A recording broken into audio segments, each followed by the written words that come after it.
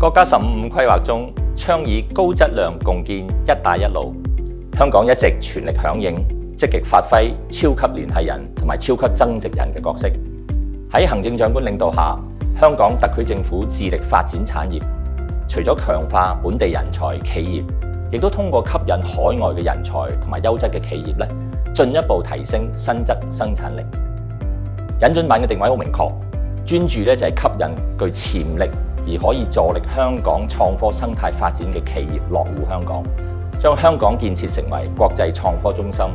以科技賦能傳統嘅產業，加速產業嘅多元化。而計劃出海嘅企業更可以藉住香港嘅國際金融中心地位同埋國際場景嘅優勢，裝備得更好咁走出去，踏足「一帶一路」沿線國家發展業務。喺企業落戶香港嘅過程中，我哋引進辦扮演住導航員嘅角色，喺唔同嘅政策局同埋部門嘅支持底下咧，致力為重點企業提供一站式同埋度身訂造嘅服務。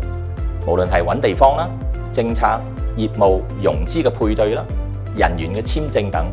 我哋都會全力協助企業咧紮根香港。除咗落地嘅支援咧，我哋仲積極推動產學研深度嘅融合。透過協助企業喺香港設立研發中心，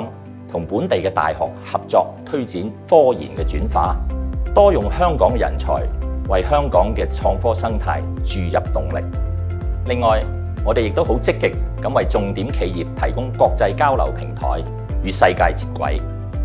例如今年1月，我哋就舉行咗香港首屆嘅環球產業峰會，吸引咗嚟自世界各地前沿科技嘅領袖匯聚香港，進行分享、互相交流，展示香港成功嘅個案，亦都講好香港嘅故事。自2022年成立至今，引進重點企業辦公室先後吸引咗超過120間重點企業落戶香港。而今年4月公佈嘅第6批重點企業入面，仲有唔少係1000億市值嘅巨頭，同埋全球醫藥研發生產嘅龍頭企業。香港除咗係好好嘅融資平台咧，我哋仲匯聚咗各種專業服務同埋具國際經驗嘅人才，加上國際網絡同埋豐富嘅國際場景，作為出海嘅第一站，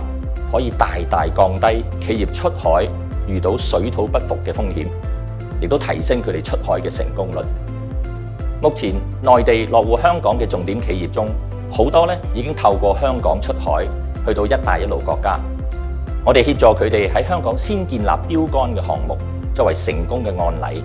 將香港嘅國際標準精準對接「一帶一路」沿線國家嘅需求，具體落實引進來走出去。展望未來，引進辦會繼續同嚟自國內同埋全球嘅重點企業並肩同行，協助佢哋走上「一帶一路」嘅舞台，讓香港成為佢哋創造輝煌成績嘅第一站。